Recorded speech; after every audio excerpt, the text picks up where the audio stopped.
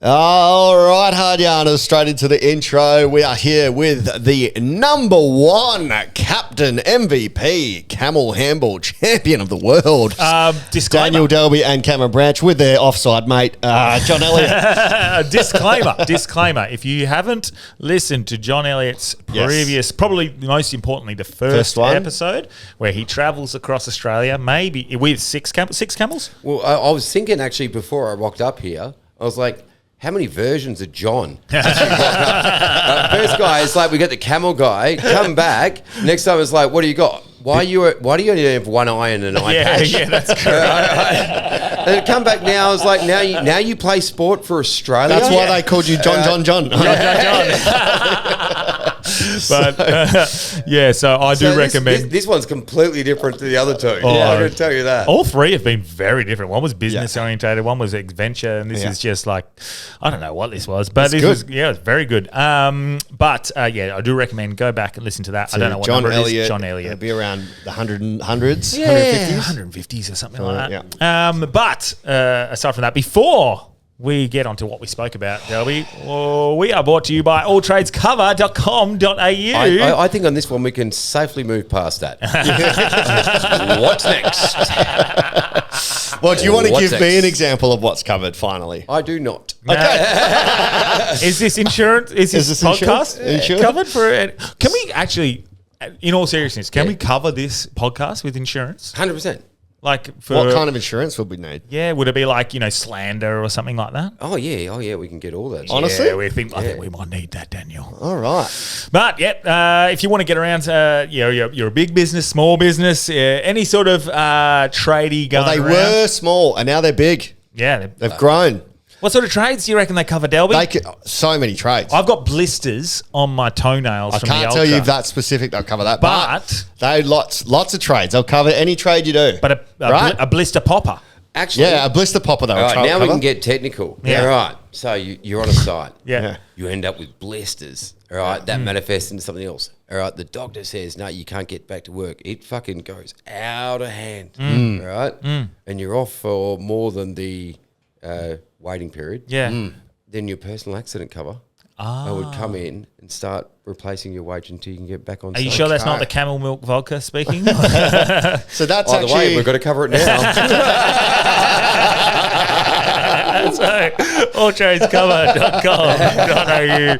Hit them up, please. Like we said during the podcast, drop our name. Yeah. It helps us. And you'll hear a lot more through the pod about how it helps. Yeah, it's awesome. And how good you guys are at dropping names. Yes, but we were joined by John Elliott, sponsor, number one camel handball player on the planet. Most valuable player. Most valuable player. You will learn everything you never wanted to know about camel handball.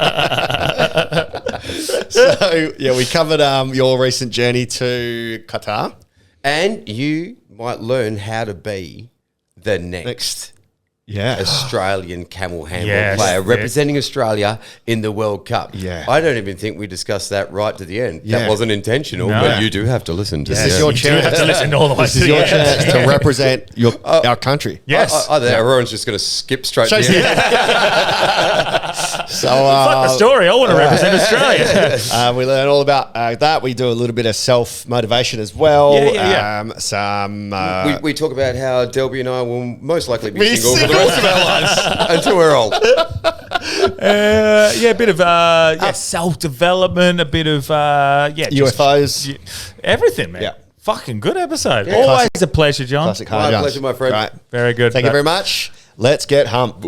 Let's get hard. Welcome to Hard Yarns Podcast. I am fucking fat. Anything Chris White says, please disregard it. 5D is actually a state of being. It's a unity consciousness. That was Hard Yarns with me, Frankie Rose. So I'm going to throw it over to your co-host, Daniel Delby. And Cameron Branch. I would do this and then I'd gong. Free in attendance for the millions listening at home. Let's get hard. There's more than TV. But we're joined by the number one camel handballer in the world. Hell yeah. Hump Words day. I never thought I would hear. And sponsor. And sponsor. Yep. So thank you so much for joining us again, mate. How's things? How you been? Yeah, Well, we already know. We just had We just had a half an hour pod at the pub across the road. Yeah. For the listeners, sorry. Yeah, do you want a beer actually before we get going? Beer? We might have some beers in the fridge. Actually, that brings me on to my first point. Oh. I got a gift for you guys Oh. to kick things off. Oh, okay. Okay. I thought it's more appropriate than having a beer. Okay, well, definitely. It's a line of cocaine. There's a cocaine. Of course, yeah. Oh, short glasses. Oh. That's the I way. have a feeling. I'm not going to guess. But if it is similar to what we had at your work party, I'm keen. What, you mean Aperol spritzers? No. Oh, is this, please be So Camel. he's pulled out a white bag, but it's a big white bag. Like it's a long camel milk. Yeah. Camel milk. Oh, that's camel milk honey vodka. Oh, that's great. It's Barrel good. aged. It's gentlemen. so good. Barrel aged. All right. Yeah, I had a shot of, not this one, but whatever you had at the work party at the end of the year. Yeah. I had a few shots of that. It was good. I think we had was it just the camel milk vodka Yeah, we it was had just last camel time? milk And vodka. the barrel Okay, aged? Yeah. Yeah, so we've got the barrel aged now. I actually heard one of the, maybe the owners or the innovators of this in Perth, he was on 6PR doing an interview. Well, no, they're copycats. So this this one's from Summerland Camels. They're over in Queensland, but now there's a WA mob doing it as well. But I support all things camel and alcohol. So Camel toes. I'm sure when it went from one whiskey to two whiskey makers, things didn't go backwards from there. Am I in danger of Ubering home? I've got to drive after this, so we won't have a fuck ton. Well, maybe I will. Well, yeah, I can't. I've got to drive to Malaga and Bayswater. Do you? Yeah. Oh, I've got nothing. Got no daughter All tonight. right. Looks like you and John are having another pissy sesh. Oh, fuck. Jeez, last time that was... Just a little sample, All gentlemen. right. Cheers. Cheers, I'll start. Cheers. Close up on the faces after. Yeah, fuck. All right. Ooh. Oh, you've got the whole thing, Delby. Yeah. I I thought it was a shot. No, well, I'm just going to nip it. Yeah. I'm going to It's savour got, it. tastes like something else. Yeah, one of the things almost I've like a bit done, because it doesn't really taste like vodka, right? No. Yeah. So I do blind tastings of this kind of stuff. I just go, I've got something for you to try. I pour it in a glass and go, just tell me what spirit it is. Yeah, it's like whiskey or like Yeah, and they have no idea. Scotch. They say, is it a rum? Is it whiskey? Is it this? No one says vodka. Yeah, no it's one got like a says vodka. scotchy after. I don't really know. Yeah, it does. But it does. It's got a bit scotchy. Oh, very scotchy. It's not often we drink in the pod anymore because normally we do like 9:30, 10 o'clock pods. So we're doing an 8 a.m. one today.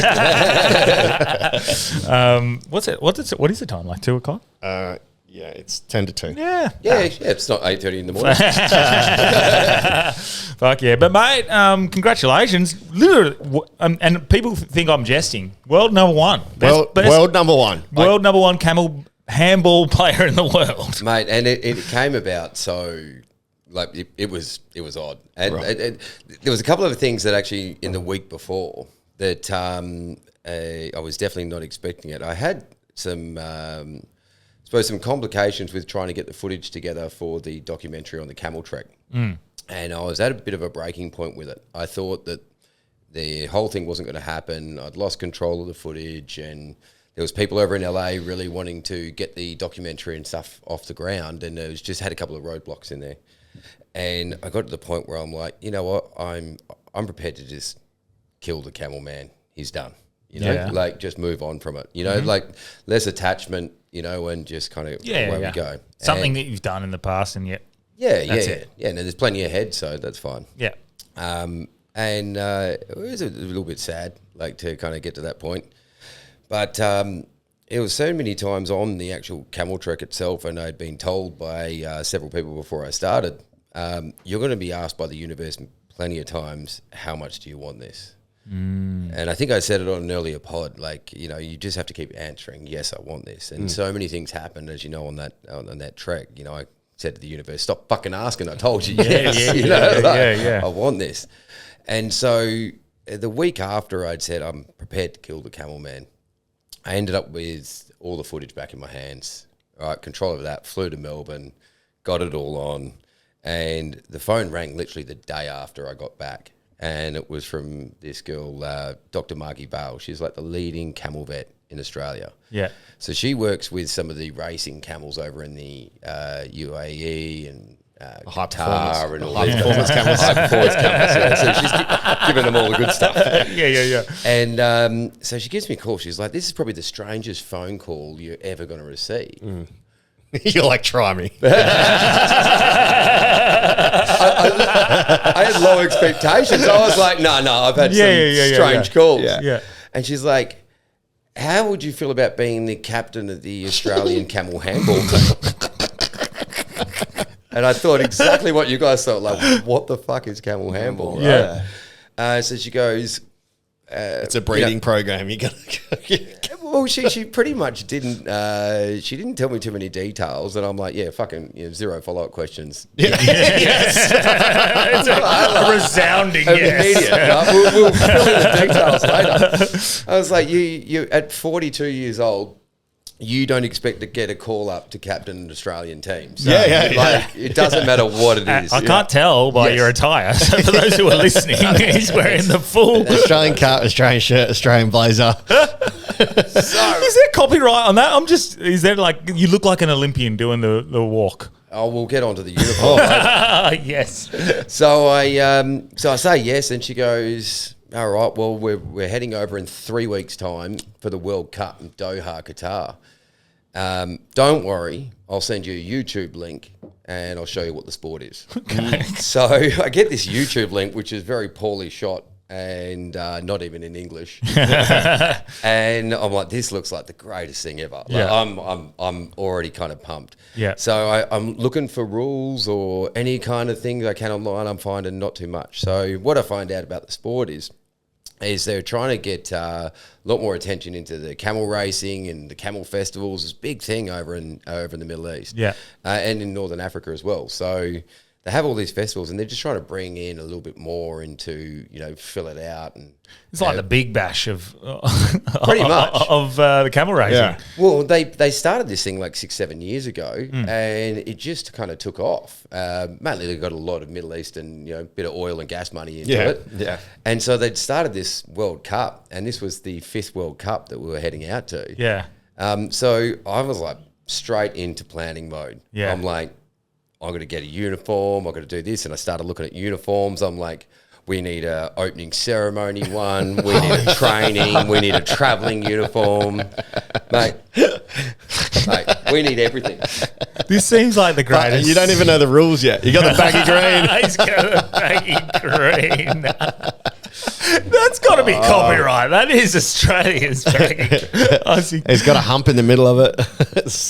Well, I reckon it's definitely controversial going with the baggy green. Yeah. For sure. But I didn't care. I only get one shot. Fuck it. Yep. So we just thought we even get the... Instead of pulling up stumps, pulling up humps. So with the You got the crest? or with the jacket, right? Yeah. So I just looked at what they used in the Paris Olympic opening ceremony, found the manufacturer.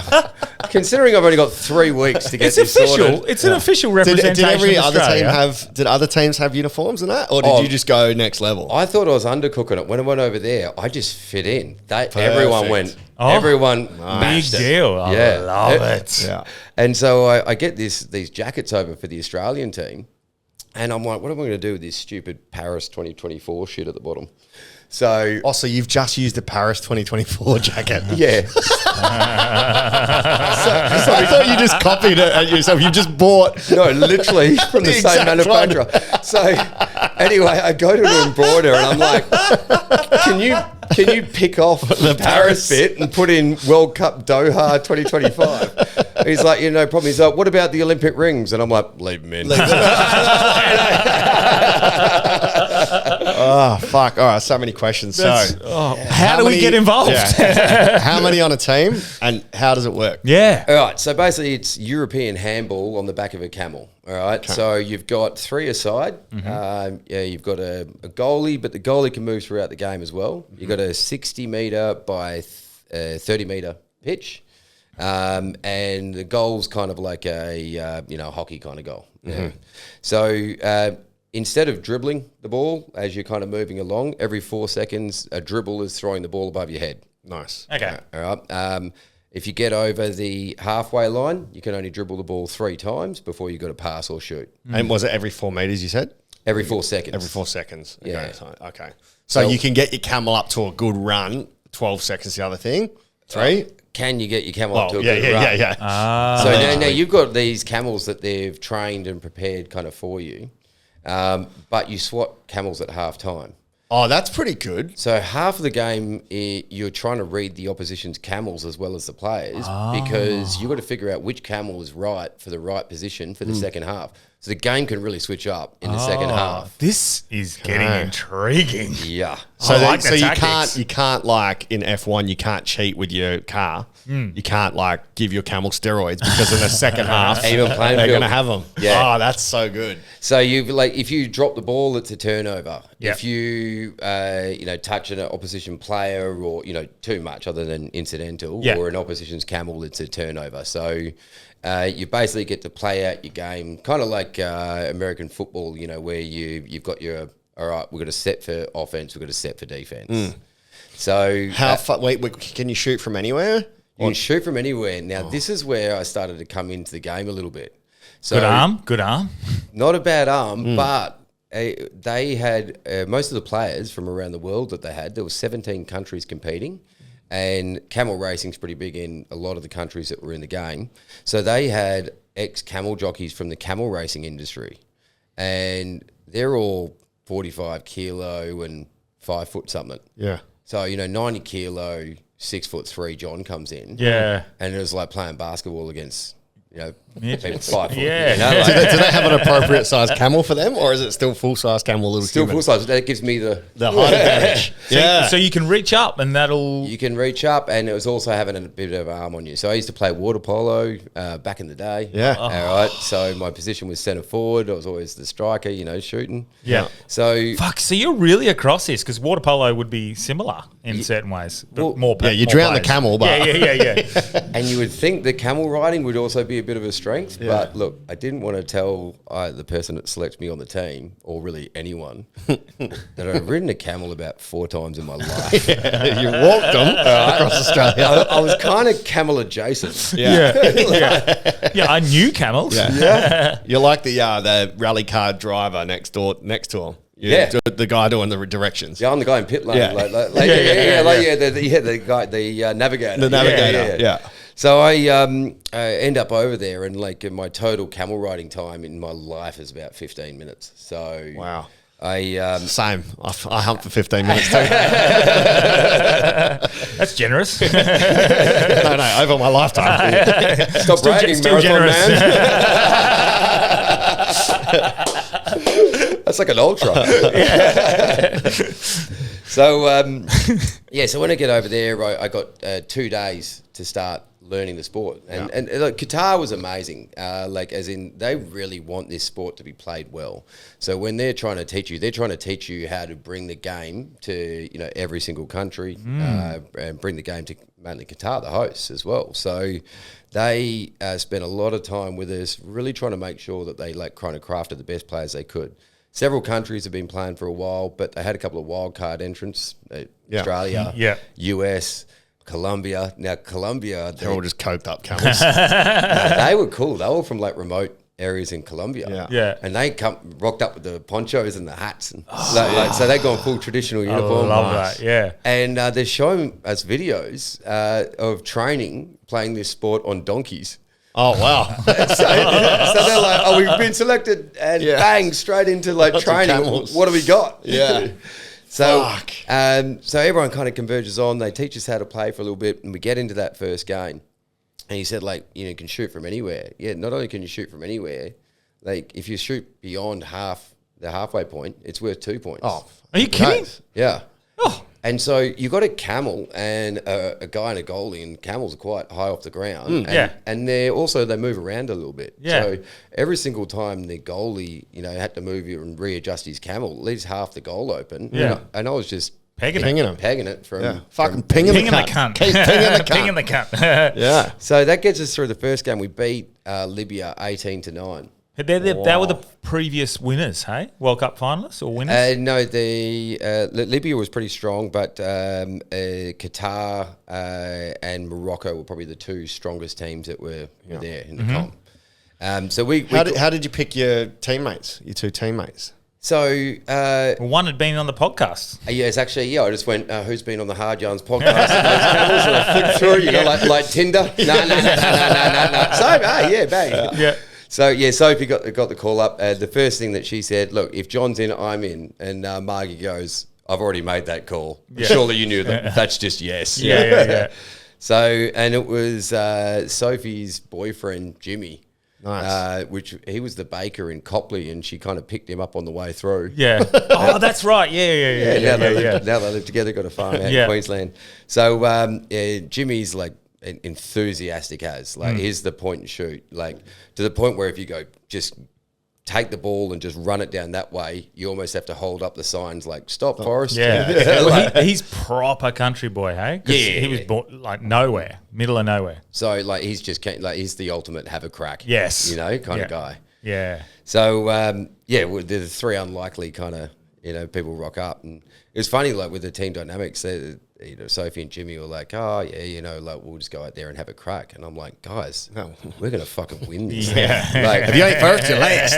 Oh, mate, we were primed. And then we were riding off the high of that 18-9 win off Libya. But we were immediately in the second match. So the first finals we're through, and we're playing against Qatar. And they are like the favourites, absolute number one. And there was a meeting that happened the morning before that game. With all of the association deciding if the rules needed to be amended because of the Aussies, John's half-court shot. They're talking about, do we put a little barrier? And there was even pictures. Do we raise the goal off the ground a little bit to stop the long bombs coming through? Really? Sport's been going for 7 years. Yeah. They're considering amendments after day one of Australia. So I was lucky enough to be in the room with the meetings and stuff like that. Because that was my immediate thought. It's like just be pinging it from halfway. Yeah, because Aussies are just like they're good cricketers. Like we're water polo. Like you're going to have accuracy. And look, as well, there's a difference between a 6 foot something player and a 5 foot something player. Yeah, a 50 kilo person throwing something in a 90 kilo person. So like it's just physics. Yeah, and math. Yeah. Pretty much. Yeah. It's science. Look it up. Look it up. Is my camera off? Because I need. Yeah, it's off. Yeah. Yeah, right. So you've won the first match. Who are you up against next? So we're up against Qatar, the favourites. Oh no, the host nation. The hosts as well. Fuck, if you beat them, they confiscate your passport. Oh mate, we got a bit of a talking to before the game.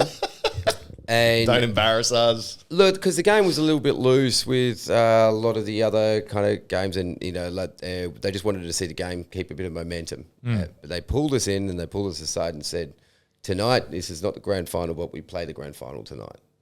Right. We've seen like the Australians play. We know what the Qataris are like, but we're going to hold everyone to account more on the rules. And I didn't consider this like Qatar trying to hedge their bets or trying to take an edge away from us or anything like that. I think part of the experiment of throwing so much money and so much effort and time into the game was them going, we want to see this game played really well and adhering to the way that we see the rules actually meant to operate. Yeah. So it went from like participation to pretty serious within one game. Yeah. And I was like, it's a World Cup. Let's go. We play for keeps. The fact you're even like having this talk with us, I'm like, this is great. And we went out there and we gave it to Qatar. We ended up a couple of points down, but we matched it. We got closer to beating Qatar than any other team in the whole entire competition. Oh my God. So Aussie. How good. We even had the Australian ambassador to Qatar in the stands with his family, like come out. Like he's posting about it on the Australian Qatar embassy Instagram. That's crazy. It was insane fun. You imagine like when you're a teenager, you just have these visions of like, I'll be under lights one day. Yeah. Is it going to be on stage at a concert or something like this, or like under lights playing for your country? And like the first game is on my 43rd birthday. Oh, was it? So it was actually played out on my birthday. I'm like, this is what like best dreams birthday do come true. It's it reminds because I've always had this want or drive or passion since watching is so stupid. Since watching basketball to be involved in some sort of just fun, like, look, this isn't like NFL, this isn't AFL, this is like ultimate like, frisbee. Yeah, it's just like, exactly. Just something like that. And that's obviously a level up on that. But I was jealous. I was like, this seems fun. This seems like. It was. But actually just playing the game was just so much fun. Yeah. Like the. All games are fun. Like, so how do you steer your camel? With your feet or with your hand? Because if you're lobbing it, does that pull them to go left? Like, I think when they're playing it traditionally, a lot of the time they've only got one rein on one side. There's no stirrups, so your feet are kind of just out. So most of the guys are playing barefoot. I still have my arms on. Australia. But in order to get the camel really moving, you've got to move your feet right forward and tap it like almost in the front shoulders. Right. Going back, you're squeezing like back here. Yeah. So these are your gears. Mate, you've got like the reins on the camel, but the bastard's got such a long neck. You pull it too hard, you just got a camel looking at you, running now blind, going, what the fuck are you doing? Like, full U-turn. So how do you turn it? Just a gentle tug? Yeah, and it's going to be slightly different with each camel as well. So it takes a bit to get used to. Well, so we found is you've got to like really establish like, hey, I'm not going to muck around. You've got to win those first two or three little battles with the camel to realise, hey, I've just got to get on board with whatever this guy is wanting me to do. If you lose those first 2 or 3 battles with the camel, then it will just walk all over you for the rest of the comp. So you win a couple of those first wins. No, we are going this way, and then you got a camel that's like along for the ride. So does that mean that the whole game is played by 6 camels? Every team jumps on and swaps camel, or is there like a bunch of camels? Mate, so many. Okay. Like just when we're going towards the grounds for like 10 kilometres, we're driving past all the yards with all the camels, with all the camel racing camels. The racing circuits are massive. This whole area that built for the Festival of the Camel was like as big as the showgrounds at Claremont. It's huge. Do they do like a circuit, or is it straight line for the camels? Just straight, like when they're doing the racing? It's a massive kind of circuit. So like when they're on the jockeys, they do it like a horse race. And they're minimum of like 4 or 5 Ks or so. Wow. And it goes up to like 8, 9 Ks. Really? Is there sprints, like little short ones? No, it's generally not much sprinting, and a lot of the time they're replacing the jockeys now with basically like a little robots, a Makita drill that just like it's like the scale electric cars where you're like it just slaps the ass of the quicker, and they're all driving along in their 4-wheel drives. Fuck, that's insane. So what about? So were you number 1, but we lost to Qatar, but you're still number 1? So yeah, well, I mean, I didn't know any of this. So the final plays out. Qatar wins, the world champions, and they were like hands down the best team. They were incredible to play against. And what made them so good? Was it their ability to navigate the camel? It was hosting the game. The goalie was named Sultan. He's like 18, 19 or 20 years old, like a young fella, right? But he's 6 foot something as well, skinny as a rake, and his like agility and ability to like get off the camel and block shots from right near the ground. So it's cool. And also great camel control. So he's taken that camel. He's the goalie, but he's also the highest goal scorer. Yeah. So he's taking the camel back up and forth, like so. So it just takes one gun almost. Yeah, and I'm looking at him like I think the only reason I ended up so we go to the finals, Qatar wins, and then I get pulled out of the closing ceremony, and they're like, stand here, and then they call us up, and it's like the player of the tournament. Oh, nice. MVP. Sick. What I loved seeing, John. I had no idea what they're saying, but anytime I got the ball, and even when I come up and got the award, John. So you're the MVP of the camel tournament. Yeah, so they give us the MVP. Look, I look at like that player like Sultan from Qatar, and I'm like, that guy just seemed like hands down the absolute best. But I think part of it is like they played a bit of a different game, and they hadn't seen that, and that made them think about the strategy. You're like the Steph Curry of the camel world. Yeah, shooting from half court. Oh, mate, you see some of the shots where he's just hitting it from fucking everywhere. Wow. Insane. But so yeah, they I think they want to just try and invite people who play the game differently to see how it plays out. So you know, in my mind, that guy was like, oh, that guy's really good. I enjoyed watching him play. I reckon he was the best player of the kind of tournament. Yeah. But I think I just brought up enough difference where they've kind of gone like, wait. So did you have a reserve rider or like, do people get injured? You fall off your camel or? He's just, the listeners, he's just raised the medal. Is that the MVP medal? Or did you make that one yourself and send it to Sultan don't have the gold though, does he? Hey. Fuck, that's a good medal. Mate, Do you reckon that's proper gold? Like knowing that Qataris and... From what I understand, it's solid bronze with 24 karat gold plate. Whoa. Wow. Mate, you should have seen the trophy. Oh, that's heavy, man. The actual World Cup was also solid bronze with 24 karat gold plate. It was like insane. So if we win it next year, we melt it and we're melting the cup. Well, if you keep saying if we win, then When? you're not on the team. Mate. Where's the masturbation manifestation? Just on the camel. Win. We're training right now.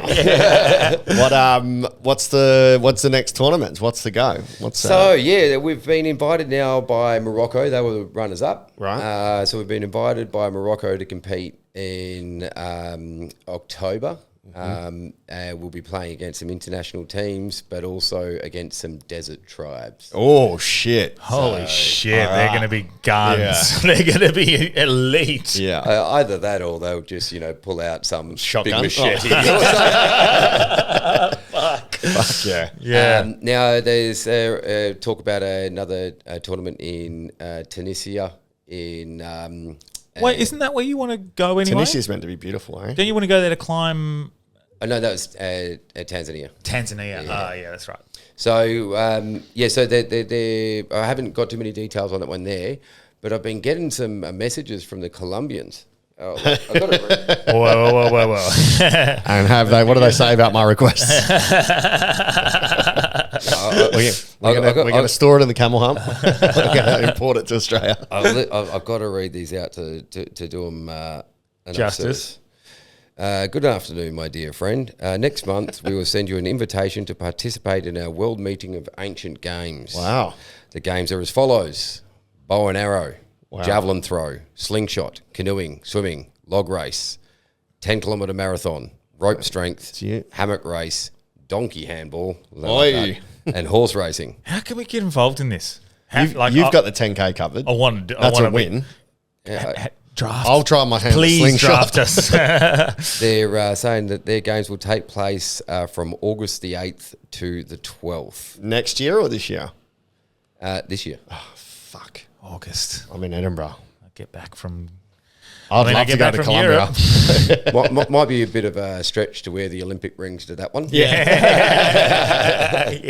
Fuck yeah. So what, are you invited for donkey handball on that? Are you going to do that? No, I do actually have a job. Yeah, I was about to say, yeah. The good thing about the camel handball kind of festivals and things like that and the competitions is like you're over for a week and you're back. Yeah. So it's a bit of a whirlwind thing. And what happened? Is it like funded by Australia? No, Self-funded? The Qatari guys and the AUCR, the Arab Union for Camel Racing, funded the whole thing. Wow. So they pumped a serious amount of money into this whole entire tournament. Wow. So they fly you over, they put you up for accommodation and in the Hilton. Sick. Fuck. Yeah. Draft us, please. Where are your camels? Do you have them on your farm or are they somewhere else? My camels are out in Northern Territory at the moment. So it's hard to train. Uluru Camel Farm. How have they gone out there? Because weren't they out at Lower Chittering? Yeah, so they were out there, but I only had 50 acres for them. And really, I was keeping them close to Perth because I wanted to wean myself off them. Yeah. Ideally, they want to be out in camel country. So I trucked them out to South Australia about 7 weeks ago or so. Yeah. And then a mate picked them up and took them out to Uluru Camel Farm. And they've got a nice retirement paddock out on Curtin Springs Station. Oh, how good. Like a good 5,000 acre paddock. Yeah. That's perfect. Like with all the food that they want to eat. How often will you go out there to see them, you think? As often as I can. So I'm out there September just for a weekend. I've never been NT. What's it like up there? It's nice. I was just having this Mate, convo so with my good. barber. Yeah? So good. I mean, just because you can fly into Uluru, you can do that whirlwind trip, experience like the heart of the country. And there's something about like when you see the rock for the first time. It's near Uluru? Yeah. Ah, sick. I've never seen, It's actually. a full backpacker town. Have you done Uluru? I haven't done Uluru, no. You've done it? Yeah. Oh, did you go past it in your we trek? walked past it, yeah. Wow. And it was like one of those things like the anticipation as you're going over every sandhill. And you're just like, will this be the one where I see it? Will this be the one where I see it? Are there similar ones, though, floating around where you think, oh, is that it? And then it's not? Yeah, there's one, Mount Connor, which is only a few hundred Ks before Ayers Rock. Yeah, right. Uluru. Are you allowed to climb that one? I think you can do whatever you want on that one. That's just on someone's station. Yeah. The station owners might have a Yeah. bit of an issue. Yeah. But I was fooled. I thought, holy crap, I'm like 400 Ks from the rock and I can see it. Yeah. But then I was like, no, it's Yeah, Shitty Connor. I mean, when you've never seen it before, you just think that's, and you're looking at it at the distance, and you're kind of going over, and you just see that on the horizon, the bump. You know, Could you climb it when you were there?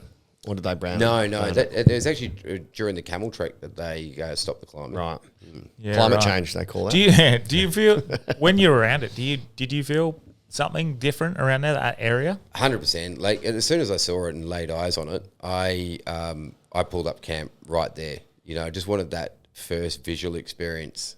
You know, that's where I wanted to pause, not like keep going and get a better spot. Because that's the advantage of like slow travel. I knew that, you know, I'd have another day of walking towards it and see it again. And to be honest, I pulled up, set up camp, set up a nice seat on top of that dune, and I had a little bit of DMT, and I just enough to just be like grounded in the presence of where I was. Like it's such a spiritual experience. Like when you see it and you're on foot and you're kind of going through, you know, and it's like you just wanted to enhance that and just have like more of a connection with that. And it was like perfect spot. Yeah, still yet to try it, man. Still yet. And I know we chatted about it. I'll definitely get on to it, but it needs to be in a nice spot. I want it to be in nature. I don't know why I need it to be all perfect, but I want it to be. Well, it's not. I don't think it's something that you go, oh, I'm going to do this a lot.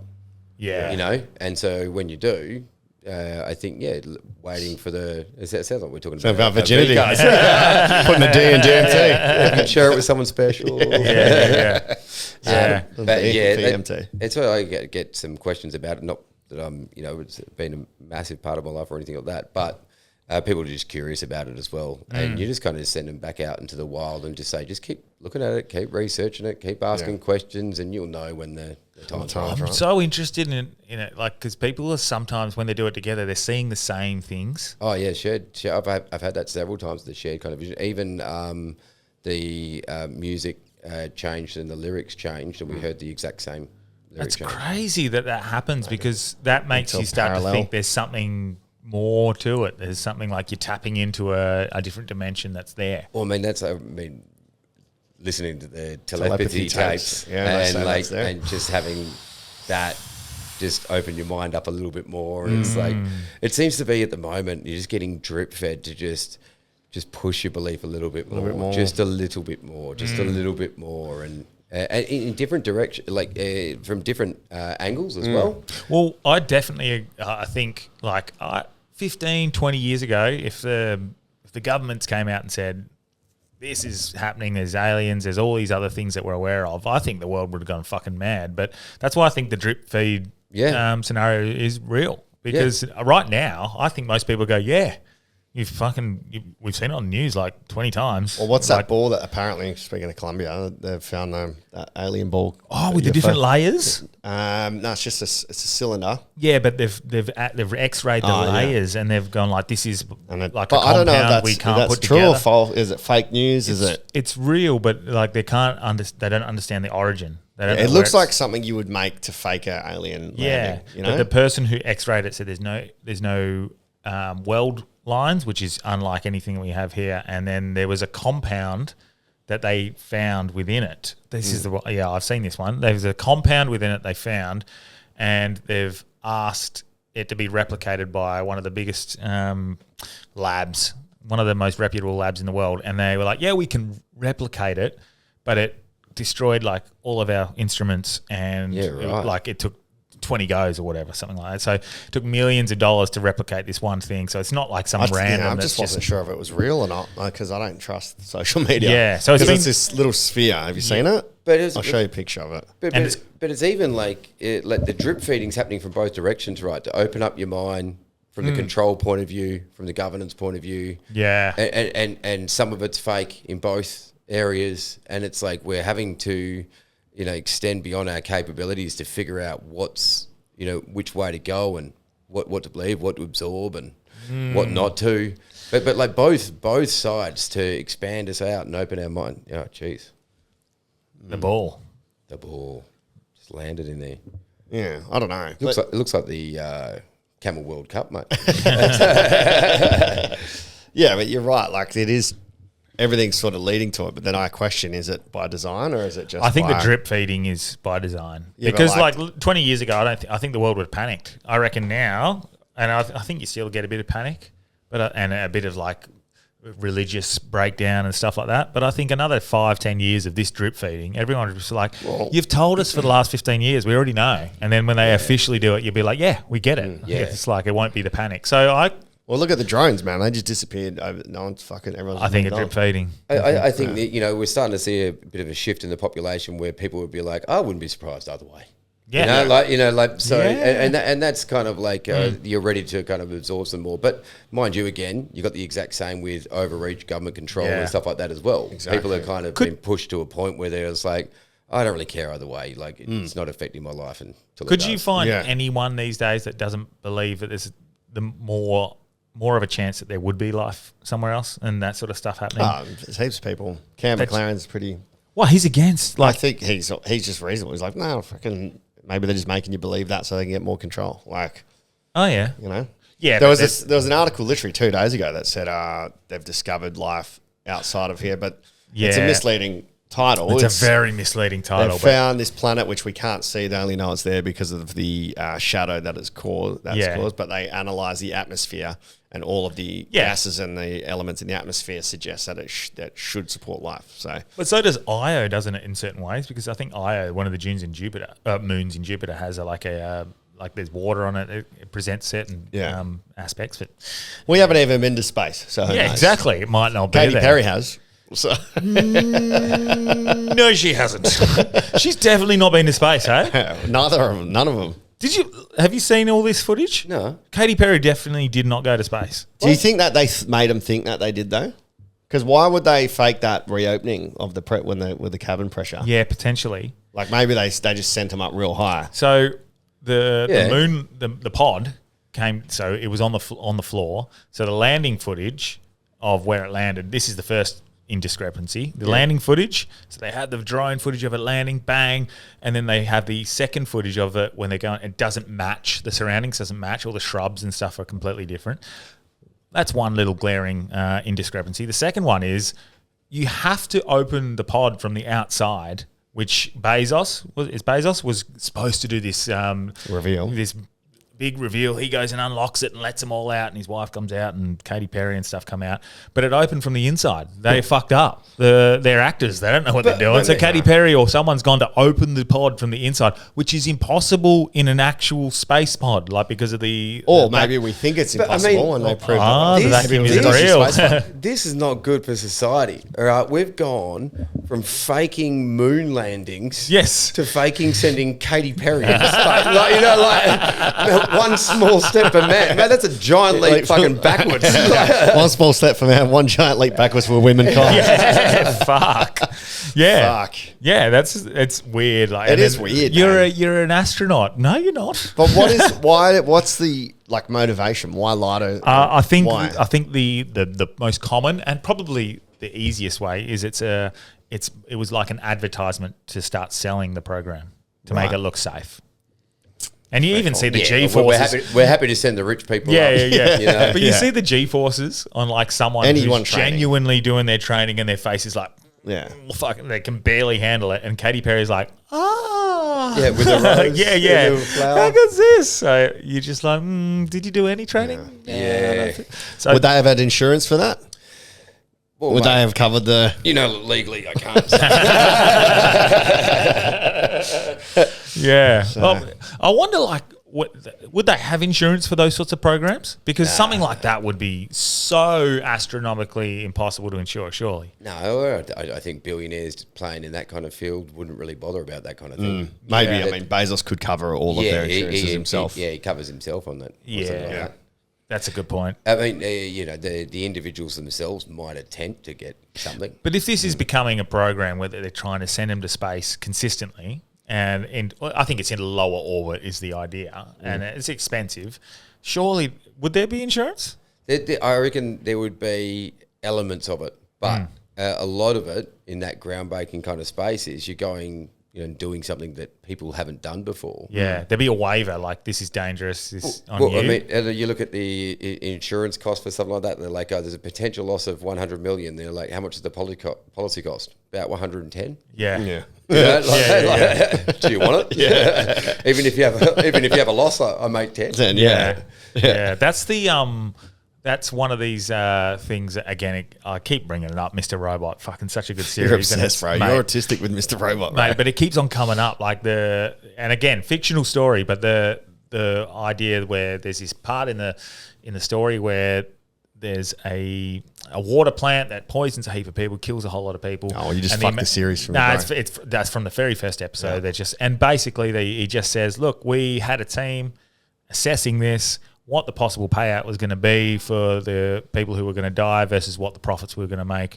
We were going to make more money, so we made a business decision. And the people who died, we don't care about. Well, in the opposite kind of way, we used to have this worldwide there would be the incident management team. Right, from security, recovery, retrieval, rescue kind of element. A bunch of SAS guys that will go in there and help out when something goes down. And they were engaged by this corporate travel company. So the corporate travel policy is generally going to cover a lot of the high-end execs and stuff like that. Yeah. So the Mumbai terrorist attacks happen, all right? And there's I can't remember whether it's 5 or 6. Was this where they shot the bus up? No. This is where they spread the Hotel Mumbai. Okay. Right? And so terrorists come in there and take it over and say they're going to kill everyone in the hotel and blah, blah, blah. And they just storm the hotel. And there's people from all over the world in there. And there was 5 or 6 Aussies in there, and all of them were cover holders with this corporate travel policy. Now, there's anywhere from a $1 through to $3 million life insurance payout for any of these guys if they die. So the insurer does a quick calc and goes, we got 15 to 18 million reasons to get them the fuck out of there. Right? Wow. So they engage this team, right, to go in. Now, this team goes in. So the insurance company become the hostage negotiators. They were going to lose. We will pay you 10 million. Not even that. Yeah. They would have to extract them. No. They send in the SAS guys. Yeah. So it didn't have apparently local authority or anything like that because their government's trying to figure out their response. And these guys just go... All right. What? Hey, SAS, hey, mercenaries. Yeah, basically a mercenary. Yeah. We'll give you 2 if you do it, 4 if you get them all out. Yeah. How many are you going to need? 4 of us to do that. So you got $1 million payday if you get them all out. So they extracted them all. Just the Aussies? Yeah. How they got her in? Fucking hell. Yeah, not insured. Yeah. Help me, fuck off, geezer. And so they go in and they extract them all successfully. Wow. So when we're trying to sell this policy, and the policy is like $1,200. Yeah. And you're like, do you want SAS? Say yes. Fuck, that is a selling point. So has that changed since then? Do they not cover terrorist attacks now, or are you still covered for terrorism? There's still the life element of the policy. Yeah. So, if there's an incident and you die whilst you're overseas. So they were just doing cost mitigation and going, fuck, yeah, it's going to cost us 15 mil if we spend 3 or 4. That's one of the major reasons to grab a policy. I mean, that's a no-brainer, that one. Yeah. Right? If you've got a business and that's what you need to get a corporate travel policy for anywhere from $1,000 to, a couple of grand a year, why would you not give an insurer a couple of million reasons to get you out of the shit. Yeah. Oh, that's right. Yeah. I was actually, because I was watching the Flintoff documentary. Have you watched that yet? No, but it's intense, eh? His face got fucked up and nearly died. Yeah, and first thing I thought was like, I wonder what the insurance payout for Top Gear would have been. Because do you know what happened to him? No. He's in like one of these old school racing cars, like old school. You know them little mini ones that almost look like a little cylinder, and they've got like one little roll bar or something like that. Anyway, he's crashed that, and it's flipped, rolled, and he's face first, getting dragged along the fucking bitumen. So just like he's in his head, because he put it in the context of a cricketer. He's like, you're 0.4 of a second to make a decision when you're batting. I used that sort of speed to make a decision while we were rolling. And if I went on my side of my neck, I'm going to break my neck. If I went the other way, I'm going to hit my temple. I'm probably going to die. So just face first. Face first seemed the best option. So he just went face first on the bitumen, ripped open his whole face, his nose, his fucking and the first thing I thought was like, what is the insurance payout on that? Like, and that would be but he still can't feel his face. Have you seen his face since? It's not that bad now. It's pretty. But you can tell he's been in an accident. He's got a good scar that goes all the way up here like this, right. and it's a big scar, and he's quite mentally shaken up by it. Like he's. I don't want to say... You rubbed my face along the bitumen for a while. He's stitched it all back together now. That's not too bad. Give us a look. Yeah, it's even better now, I think. Is this podcast like a little bit like Rogan, where you're allowed to take a piss? Yeah, of course, man. Yeah. You go downstairs. We'll keep going. We'll just pause it. Thank you. Round two? Round two. We were talking about insurance. Is there any insurance examples you want to give us where you can play the game live? Oh, yeah. Is it insured or... What, 12 months of making you squirm's not enough?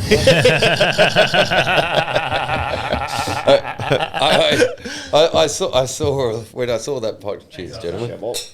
I saw that podcast where you're saying all this stuff's covered, and I'm like, oh, crap. I think we'd just done a compliance course or something about like what not to say. I think we had like 4 missed calls from John. Well, what does he say? All you needed in the what not to say course was pretty much every promotional part of that. And so I just said, you can't say this, you can't say that. Other than that, you're good to go. And just watching you squirm for 12 months, not saying stuff. I think it works. It's good. That's the way. What do they cover? Can't tell you specifically. Yep. I got a couple of mates who are hitting you up as well, and I think... it's been great. Yeah. And your listeners are sensational from that point of view. Like, they are insistent on letting us know where they've come from. That's awesome. Good. Thank you, listeners. I mean, you do some just letting you know advertising or something like that. Someone else. No one's like, I just need you to know it was Google. Nowhere else. You better let them know. If you're not sending a thank you email to Channel 7 after this out. That's good. Yeah, that's You're a good walking point. to IJ. Where'd you hear about us? Yeah. Well, I mean, like support from the podcast, and we've kind of built out the team there now. The team's twice the size of when we first started sponsoring the podcast. I mean, I'm not writing it directly. Well, correlation is causation. That's what I hear, Kelby. That's what I hear. Every scientist knows that. But I went there. It's a good and a good crew. Like good people. Like I love it, man. The boys are pretty good. We actually had a North Perth lawn bowls day with the crew the other day. Sick.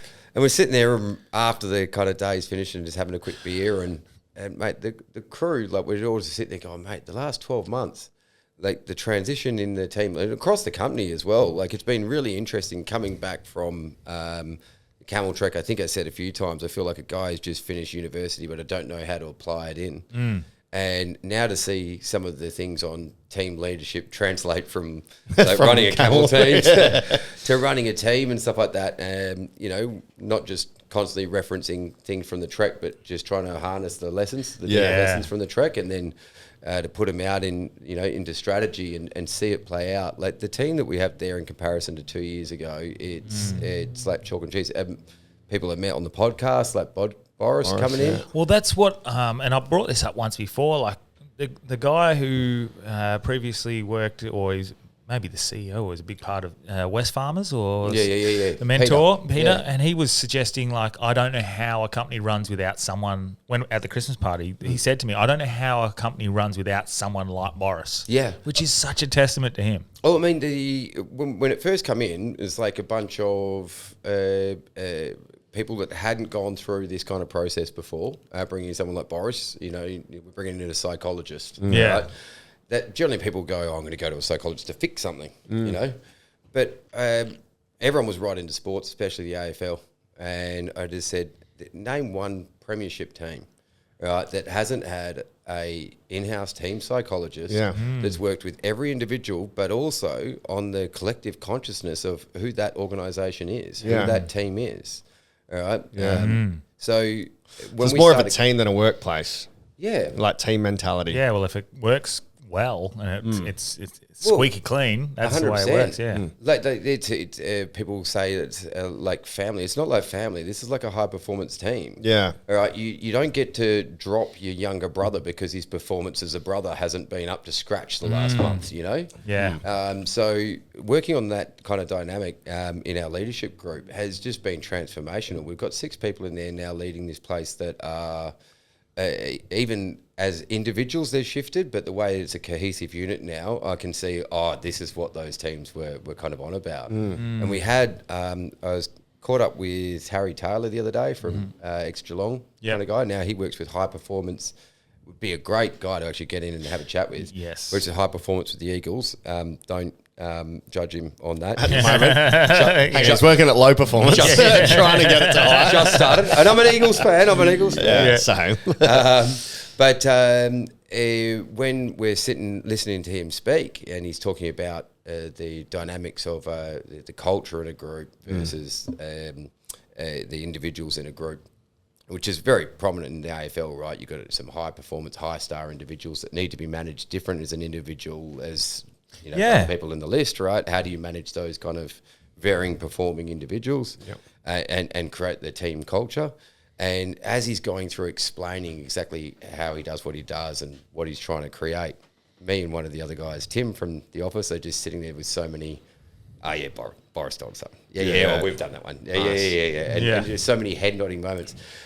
Whereas 18 months, 2 years ago, we would have been going like, how do we have that? Yeah. And so these shifts have occurred very slowly over time from, the first 3 months or so working with Boris to 6 months working with Boris. Yep. Everyone's kind of like, what is this? Is there a catch?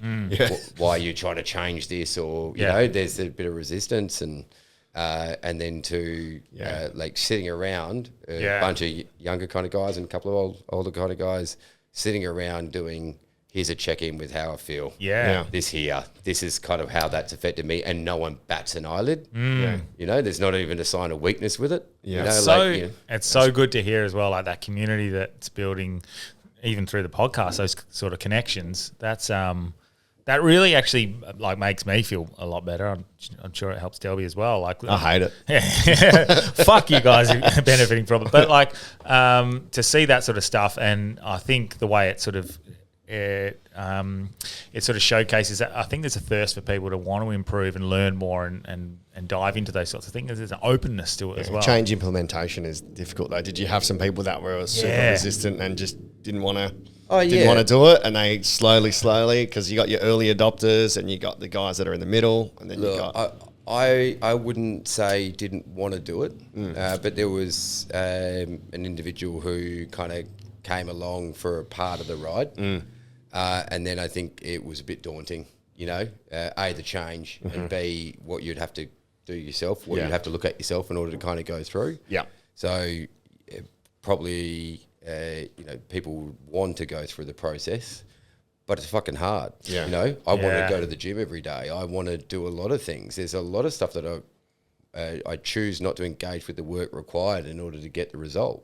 Yeah. Well, people often want the result, not the process. Yeah, and generally what they want is hiding behind just what they're avoiding. Yeah. And it's fucked. I was playing with that concept the other day of people really have this massive desire to be understood. Why doesn't this person understand what do you mean? Who I am? Just don't get me, man. And so like we've got ourselves as an intention. Like I said, I tend to go to the gym every day. Yeah. I've been doing better at it of late.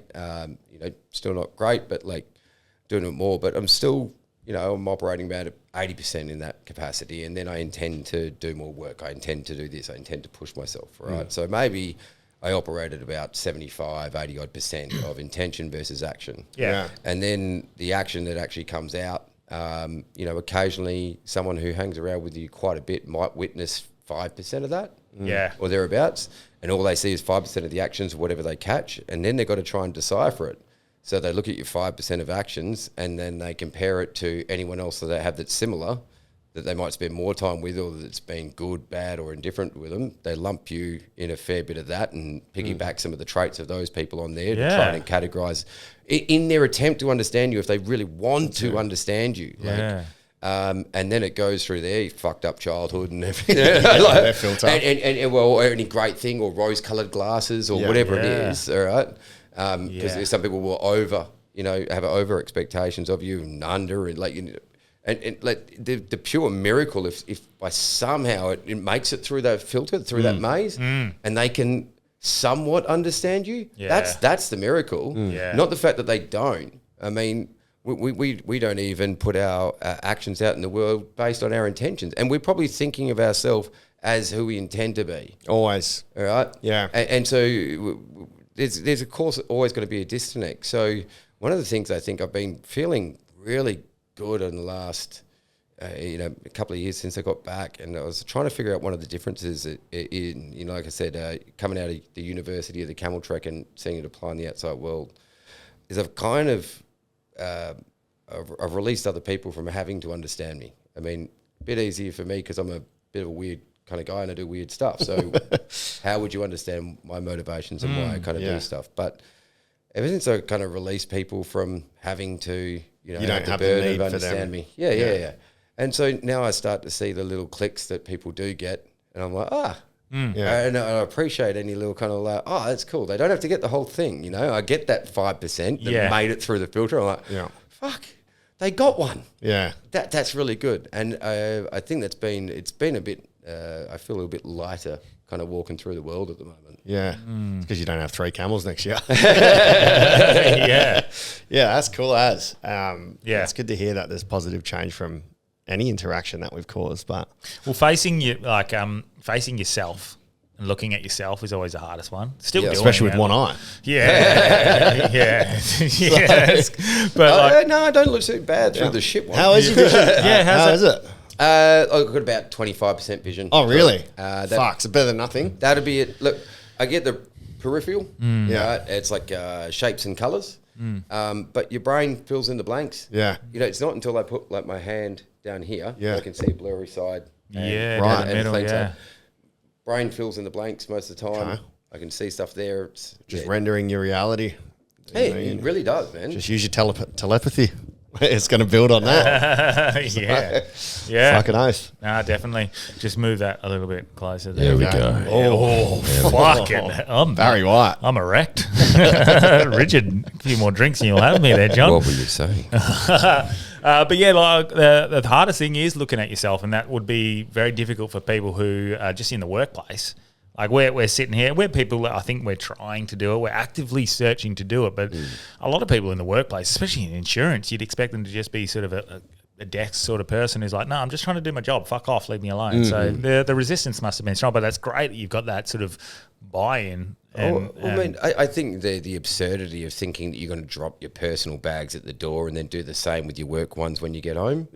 That's absurd. Yeah. These worlds are intertwined. So people don't know who Boris is. Go back, listen to Boris Walters' episodes. They'll make more sense. He's almost triple anyone's downloads now. So he reminds me of that. He reminds me of that. Like, when you reach my heights of his fifth dimension. What kind of things is happening though? Is it making people figure out what their strengths and weaknesses are? Are they working through their traumas? Are they working more like understanding what other people are doing and what that means for themselves? Because it's easy to say, it's done well. What are some big things that that he's worked on and changed. Well, I suppose when you're looking at every single individual within a team dynamic, all right, everyone's going to be at different levels with different focuses, with different stuff. We freed up everyone to use the session with Boris however they saw fit. You just want to become the highest performing, person you possibly can. Like you don't always go to your mechanic to get where there's something fixed or because you're broken down the side of the road. Sometimes you're going in there going, let's throw a turbo on this thing and let it rock. So they can use that for whatever they want. Then when we come in for a group dynamic session with Boris, he understands every single individual at a level that I never will. Yeah. All right. And that I don't have to. Yeah. And he can just work on that collective kind of consciousness that I was talking about before, and just try and move it in the same direction. Everyone wants to be good at their job, man. Like they want to do well. They want to kind of succeed. What that means for every single individual is very different. Yeah. Right. So you can have 6 high-performing individuals in slightly different directions, and it pulls. And it just kind of gets us to agree on a collective set of principles. And for us, it was our leadership statements.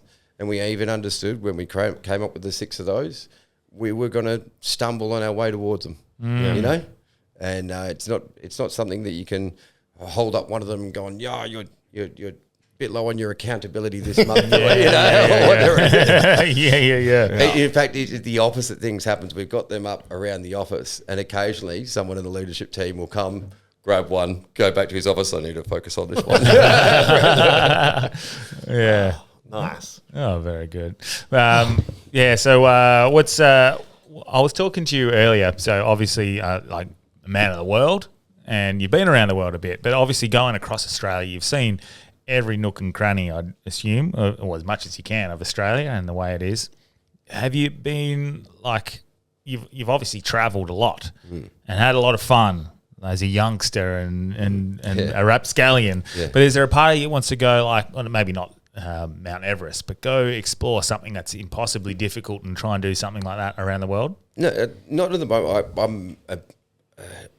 I don't have the ability to focus on too many things at once. So you're not ADD. I can't. Grounded. I can't do the camel trek and work. It had to be all camel trek. That was it. And I'm not the kind of person that looks that I'm going through and working because something at the end of that process is better, and that this isn't great what I'm doing right now. So, you have in the movies the cab driver that always has to flick down his visor and there's an island and he's picturing and thinking that so he doesn't want to be there. Yeah. You have the people that say, I'm going to retire and sit on a beach and drink cocktails. And I just... enjoy what you are. Yeah, I don't think that down that road is better than like right now. Yeah. And it's going to be shitty occasionally. Yesterday I had a day that wasn't that great and I came home, it was still fine. It was like a day that was... just wasn't great. Like it's not going to be nothing but net for the next 10 years of my career. I've decided I want to spend the next 10 years playing the career game, seeing how far I can take this, and having a run. Like that's what I choose to do. I don't care what pours out the end of it. I'll figure out what's at the end, what the next big adventure is. I think the negatives, those bad days. The biggest thing I had learned through journaling is seeing when you go back and read the journal and go, oh, there's a really bad day there. That was a day where I was feeling really low. And then 3 pages later, you're like, this is the best day of my life. I'm feeling so good. And you're like, this too shall pass. Yeah. And when you start to go, every single time I have a bad day, 3 or 4 or 5, even a few weeks later, you're up and about again.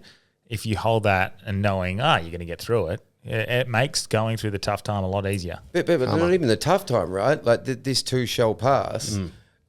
That happens to the good shit too. Yeah, correct. Like I got warned. Be careful about the last day of your trek. You're going to build it up. You're going to be this, but then there's the day after, right?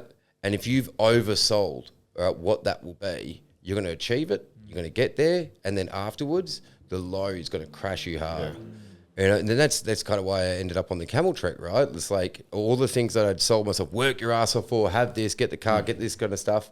It just wasn't what I sold myself, and I wasn't going to continue to make those kind of steps.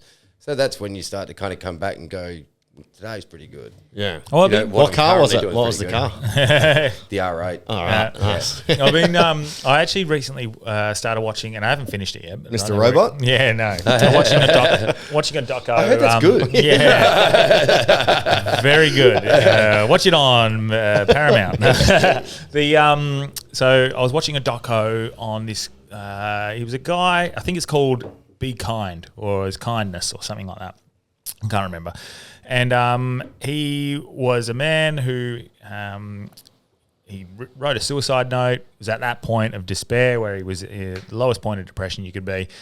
And with that, he found courage to just go, right, you know what, I'm going to try one more thing, and instead I'm just going to go be kind to everyone and be compassionate. And he did that, and it worked, and he became quite happy, and everything was really good.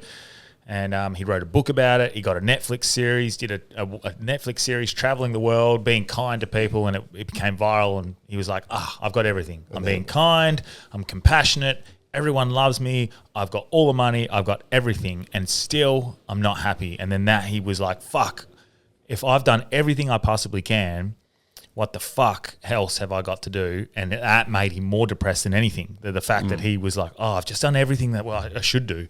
I've been kind. I've not even focused on material wealth. I've focused on kindness and compassion, and his spirit, his path has led to God. I haven't finished where it is, and he's trying to find what Hillary God, Clinton kills him in the end. Yeah. I don't know what God he goes with. He's talking to all the religions, and basically it's a surrender, like to. But isn't that weird? Because isn't most religion and God be kind to other people because they are you? Yeah. So he's done that and not found. Yeah. Well, but he didn't have purpose. a God. He didn't believe in God. He was very against that sort of religion. But the one thing he did say so far, I haven't finished it, so I should finish it before I really commentating on it. But the one thing that really reflected of it, it was like he was talking to a Catholic people. He was, interestingly enough, in India, a Catholic priest in India, and she said. Or it was a pastor or whatever she was. And she said, I've found peace in God. I feel incredible every single day because I have found God. And then he said, well, if she's found peace, what does it matter whether it's real or not? And then she's just going to live out the rest of her life in peace. And I was like, fuck, that's actually quite a nice sentiment. Like, or is it the guy from The Matrix just happy with the steak? Yeah. Well, placebo. Yeah, potentially. Matrix, but like, if you're happy and you're at peace, Clap your hands. Yeah. I mean, there's so many different roads and Yeah, ways to attack it. Like the exact same story of what you said. Guy attempted suicide, down, absolutely out. Yeah. And then he goes, wait a minute. Why don't I just liquidate all my assets, go to Mexico and just do a bunch of cocaine and hookers? Yeah. Right? And then that reinvigorated his life so much. So he's back to it. That he actually was like, Loves all right, life, great, yeah. and came back home all fine. Yeah. But he lost himself down there everything. for a couple of years. Yeah. But like literally, pause the podcast. Yeah. Google, I think like man, Mexico, suicide, he did that. hookers. Okay. But shit, you not.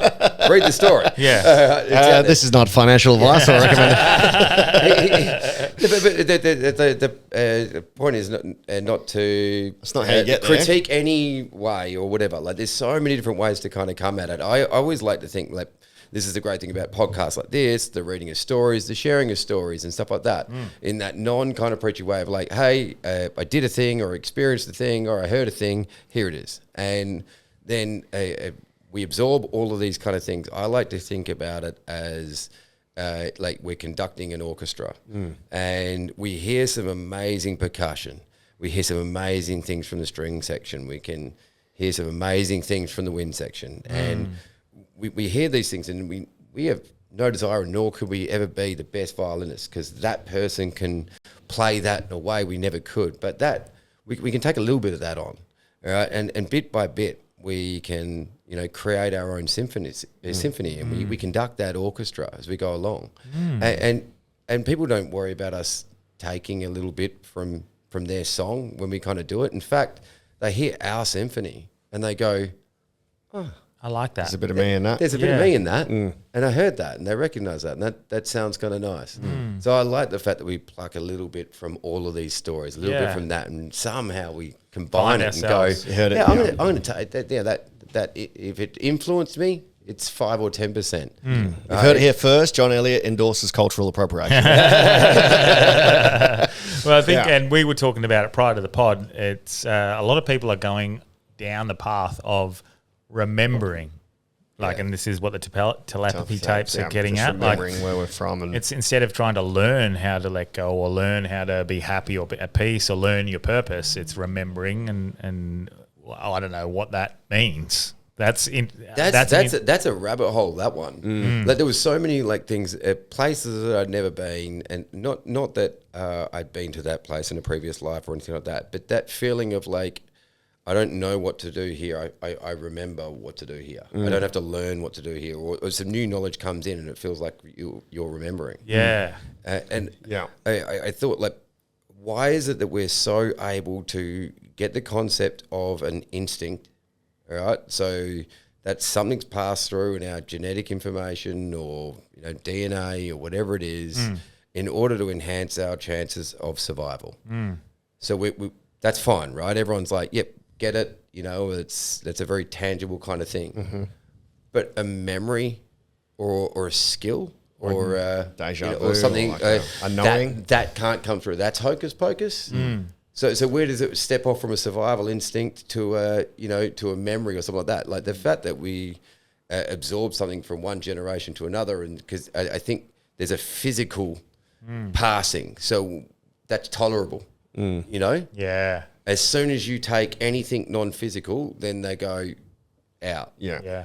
So when I pass through an old area or I'm in an area with a lot of old camel men, the old Afghan camel men were there, and I feel like I'm remembering a skill instead of learning a skill. Wow. Is that something that's just in that area? Is there a transference of feeling, of vibe, and energy, of vibration, or something? I don't know. When you get to episode 10 of Telepathy Tapes, they discuss that. They say that everything's happening at once, and it's not a past life. It's just a different part of you experiencing a different time frame at the same time. So that skill that you're remembering is just happening. It is happening, and I'm okay, just in a different plane. And I'm okay with that existing or not existing. I'm a fine. It's cool to think about. Yeah. All right. If someone goes, here's irrefutable evidence, I'll be like, yeah, it seems right. Yeah. If someone goes, no, it doesn't. You're nuts. And here is the solid, I'll be like, yeah. Well, I was interested. Thought it was a bit of a stretch. It was a question that came up in my head the other day. Like, for example, are me and Delby, for example, are we not necessarily in the same dimension? Like, you're an NPC from my perspective. You're just a character. That's what I want you to think. Yeah, but I don't think Delby's in anyone's dimension. But then is Delby in his dimension? Depends where you see me. Blazing Swan. Yes. So is Delby in another dimension, experiencing a different form with maybe some different things happening in the world? Slightly different. So it's not. The person still exists, but the actual the awareness is moving from dimension to dimension. So you saying this could be me making you say this in my dimension. You're my NPC. That doesn't matter. Correct. Yeah. So in your dimension, well, that's how I feel about. From right now, my perspective is real. So you're the fake one. That's how I feel about dreams. Like in your dream, you are dreaming, and if it is you creating that dream, you should know what everyone's going to say to you, but you don't know. You still have conversations. You don't have autonomy. You don't have influence, but not autonomy. Yeah. So which is essentially the same as the outside world, right? We have influence, not autonomy. We're still affected. Oh, and this is that whole idea of letting go and wu wei. Because when did you ever have autonomy over it? Yeah, you have a few. We don't have control. Free will we have and the illusion of control. Exactly. But then, what the fuck do you do with that? And I think it's kind of simple. You kind of just sitting there going, well, yeah, that's possible. That's not for the moment. This is my 100% truth. Here's my tram lines. I'm going to operate within that. I'm open to information from the out. But I need to shore up my lines because I need to, look after my family and do all this and because we live in the three. Correct. All right. 3D, and so I will go, all right, well, I can play out there and the lines will shift and as you do that. But I need to have some kind of surety. I can be okay knowing that that's in the realm of possibility, as is the opposite. That's fine. My role at the moment is not to figure that out. Yeah. Yeah. Sometimes you just got to be okay to be present Yeah. It's what That's it all always is, comes yeah. back to. And there was another moment in that documentary where the guy was like, well, how do I learn how to do this? How do I learn to Can't. surrender? And this guru said, she said, don't do, just be. And it's be present. It is. Just come back to being here. That's good. It goes back to what I was saying before. It's like, the future, the post-career is not better than your career. You know, when my kids finally turn 18 and they're out, I'll be free. It's not better than you're going to miss the kids. Yeah. Like, and it's, so many people don't realize that until after. Yeah. Like they get to the end of their career and then they're Like, in oh, their- fuck, it's after still a the same. year, they're Just- like, there's less to do. What next? What Yeah. now? Well, what does John think about the future? John. What does he envision? Does he see something in the future, have goals, have aspirations, or is he just like, I'm just going to go with it? I like to have direction and intention, right? I have probably shorter term goals, not longer term goals. Yeah. I've never really believed in longer term goals. I kind of consider them, if I think right now, like a 10-year goal, I'm like, that's like It's a different person. that's lunacy. Because life changes, right? I Doesn't think it? Yeah. 33-year-old John telling me what to do. Yeah. Mate, he's at the height of making all the decisions that made me leave to go to the camel track. And I'm going to allow him to set my goal now? It's going to be a very wild year for me. If he gets back in the driver's seat. Yeah. It could be fun, but That's a really good point because Yeah. you evolve and you change as a person, and what you wanted 10 years ago is completely different now. Yeah, so I just try to have direction and intention and allow the plan to evolve, Yeah. That's a good way, I think. I probably never shoot more than about 2 or 3 years ahead. Yeah, you can still achieve a lot in like 2 or 3 years. Oh, yeah. There's a lot you can do to have those real shorelines. Yeah. And, like you think maybe where it might end up. Well, you think- but Yeah, but you're going to pick up That's new about it. skills, meet new people. Everything's going to change. Well, you're look going to allow yourself to be might not influenced even and care- affected yeah. by it as well. Yeah. If I say 6 years in my head, that doesn't sound like very far. That doesn't sound like a long time. That's a whole high school. Yeah, it's the whole duration of this podcast. And so, like, look how far it's come in just 6 Oh, yeah. years. Yeah. So imagine I've changed careers. You've changed careers twice. exactly. So, like, it is in reality, it is a short amount of time. Like, in another 6 years, I'll be 43, which is your age now, which is still relatively young. A lot of your life ahead. So Yeah. it's just like, well, 6 years is probably as far as I'd want to be planning ahead, And really. look, I think as well that kind of mentality has allowed things like for me to be able to say absolutely 100% yes when I get a phone call like to go over and do the camel a handball thing. Yeah. So there's enough room to have those experiences along the way, even though that's a distraction from my career goal right now. Yeah, but fuck, you'd never get the chance again. You have to do it. Yeah. 100%, but some people don't. Yeah. They don't get to take it up. This is why I want to prioritize travel experiences, health as well, to make sure I can experience it in the best possible way. I very rarely drink. Like this has become a rarity, and trying to look after your body so you can experience things in the best possible way. But when you get the opportunity for camel milk vodka, Of course. barrel aged. Yeah. But this is the thing. I will though. never turn it back just because I know I'm not going to be this age again and not Yeah. be able to enjoy it the same Well, way. I tell you what, I'll leave the bottle here for a game guest next time. Yeah, Okay, yeah. Pay it forward. Well, we should get every guest to bring something to pay forward. Well, yeah. maybe we should get the guys from Summerland to be the first like alcohol Swanee's sponsor. Swanee's Yeah, the next. Swanee's, yeah. Swanee's the next guest. All right. So Dane Swan. We're going to have a swan with a camel. Oh, Someone's feeling a bit nervous. You hit a hump in the podcast. Loosen it up. yeah, Yeah, fuck. nice. Yeah, that's interesting. Is there anything else you want to touch on? Because I'm looking at the time. Oh, how you going for time? You need to go? I need to shoot soon. Yeah, that's okay. Soon. Cool. Yeah, no, it's been a lovely little chat. I've enjoyed this, but Well, I mean, you asked us a little while ago, hey, should you come on the potty? It was like, 6 months ago or so. And it's like, I've got nothing to say. yeah, You know? you've been on twice. Yeah, Yeah, and then I've got, I'm kind of done. We're going to talk about insurance. Aren't we? yeah, I love that, though. yeah. That already takes up the first 15 seconds of everyone's ear holes. That's enough of that nonsense. So, and then this thing happened, and I think Bradshaw and I were like, yeah, all right. Yeah, gotta get another one in. Yeah, Yeah. that'll do. But mate, like it is a box tick, and so your life is something that a lot of people would look at and go, "You have lived. You've lived 1,000 lives for a lot of people.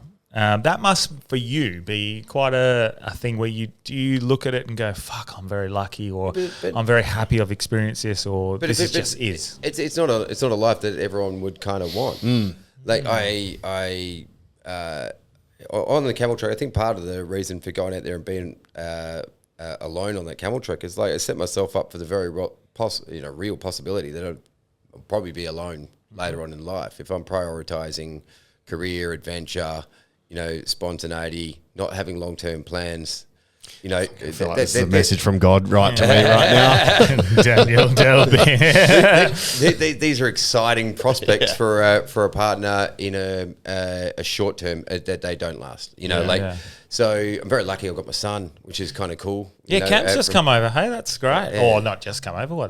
6 months ago? So I've still got the opportunity to have family, but I get very comfortable being with myself. I get very comfortable with the future vision of myself. So as much as I don't have a long-term plan, I have a long-term preparation that's a very high likelihood.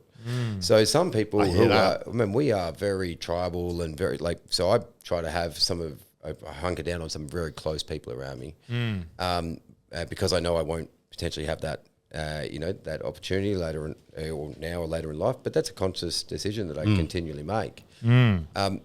If you've got an amazing family, if you've got all this kind of stuff and you've done that, and that's the kind of your bag, I'm sure there'll be moments in my life where I'll look at you and I'll go, fuck, that guy's got it all, man. That guy's got it all.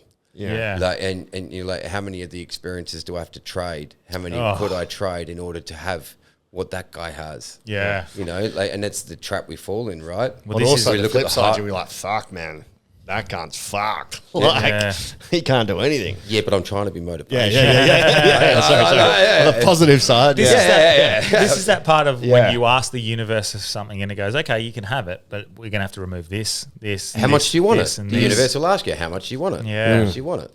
Yeah, that's a good point. I hear that message loud and clearly. Yeah. I've been having the exact same thought process lately, going, I have to be prepared to be on my own. Yeah. If that's what you're going to do.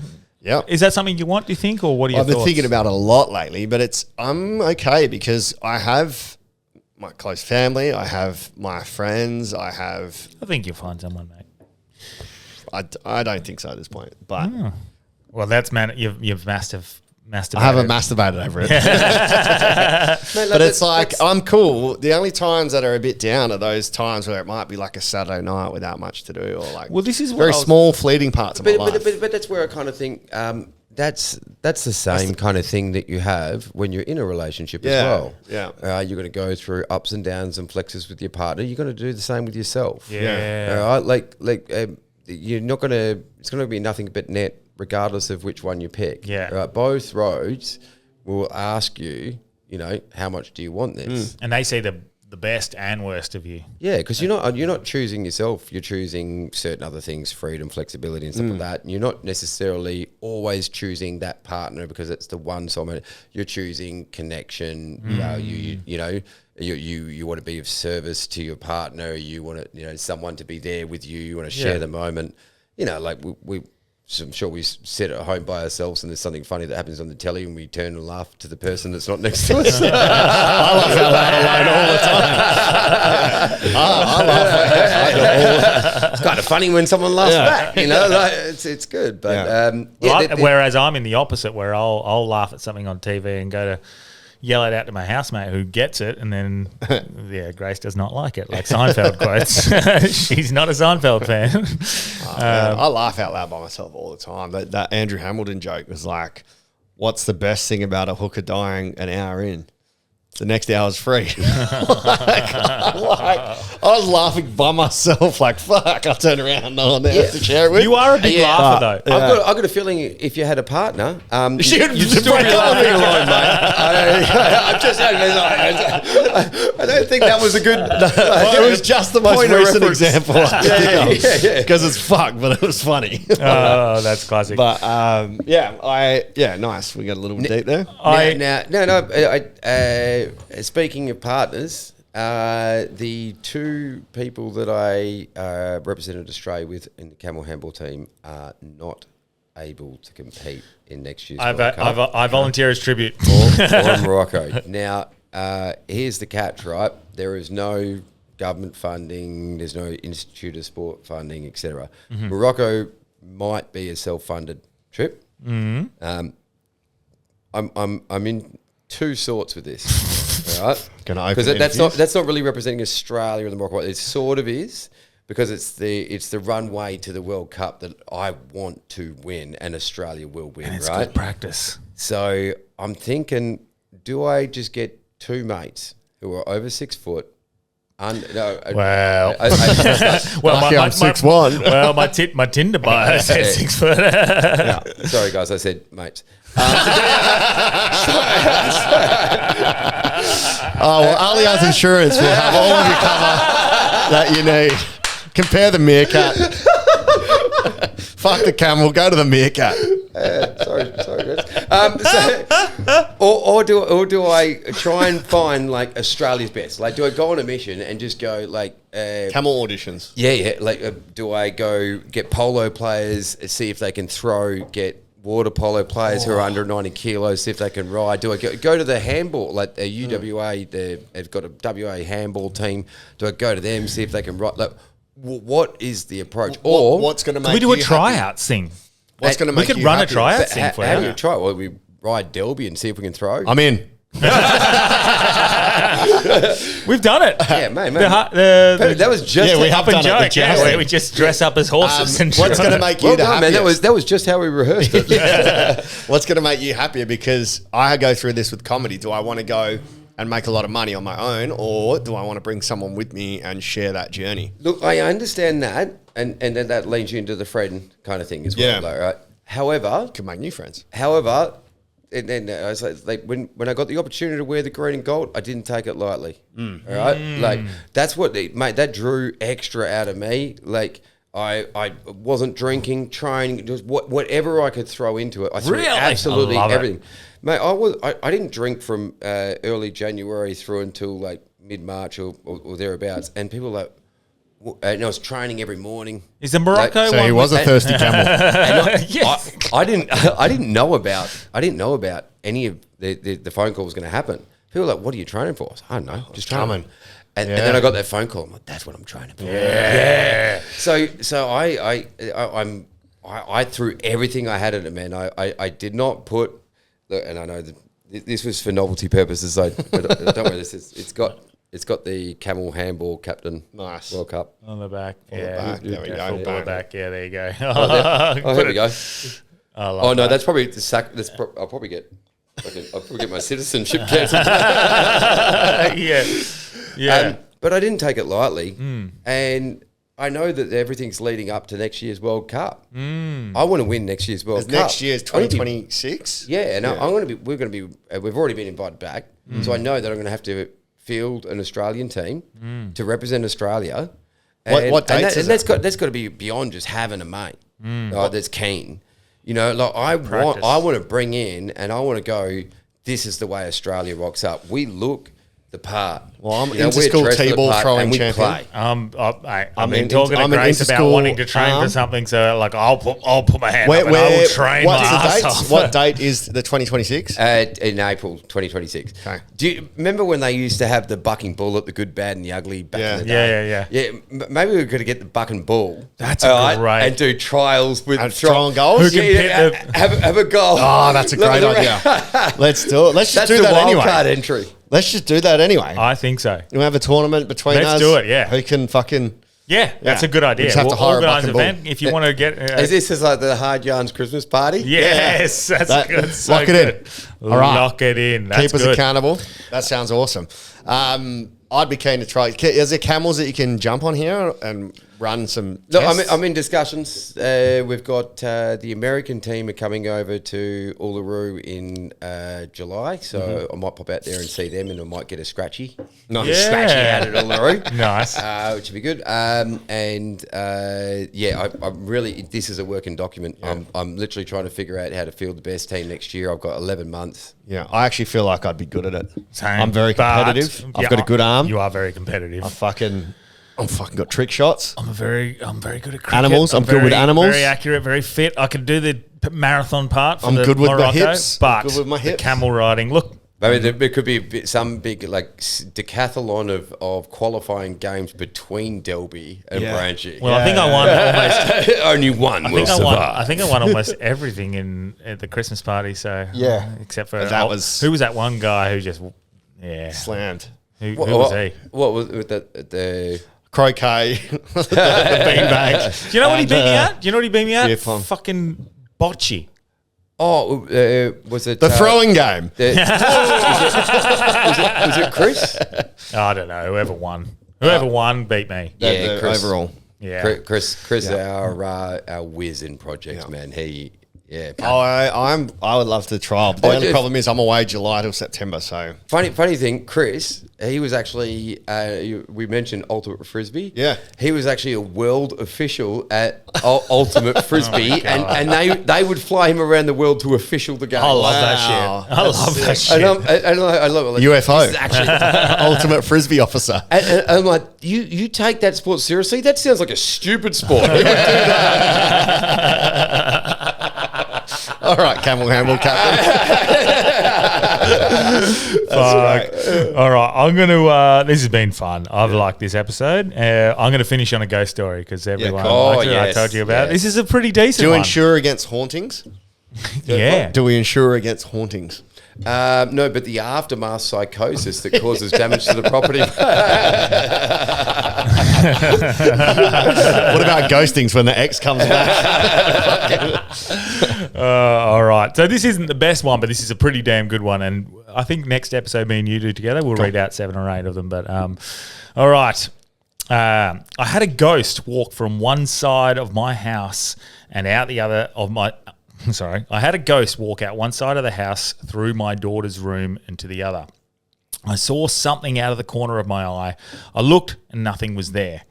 Then a few seconds later, my 3-year-old daughter came out of her bedroom and said, "Who was the lady who walked through the door and floated out the window?" It gave me chills. Mm-hmm. When it's a kid, I always get like a little bit... Ugh. Could have been drinking Red Bull. Could have been having camel milk. Gave her wings, but... Oh, yeah. Okay. Where was that from? A listener? Yes. That was just a listener one. But I've got like... Have you got any ghost stories? We haven't been on since we started doing ghost stories or Glitch in the Matrixes. Oh, none that I'll share. Yeah, okay. Really? I think I know which one you're going to share. Some interdimensional ghosts? Yeah, I think so. No, not those. In my... No. Anyway, right. It's been a great... Maybe Patreon. All right. Anything you want to plug, John? No, I'll leave that to Delby. So tell us, what do we... do you want to plug anything, Delby? Depends if I'm a mate or not. Really get down to the nuts and bolts, mate. Like, just well, they will insure the nuts and bolts if you lose them on a website. So alltradescover.com.au, you're going to hear this at the start of the pod. But for me, if this goes out tonight, Thursday... Yep. So if you're listening Friday, come and check me out at the Regal Theatre upstairs, #the Ick. Sick. 20 tickets left. And Astor Theatre, Saturday, 8 o'clock.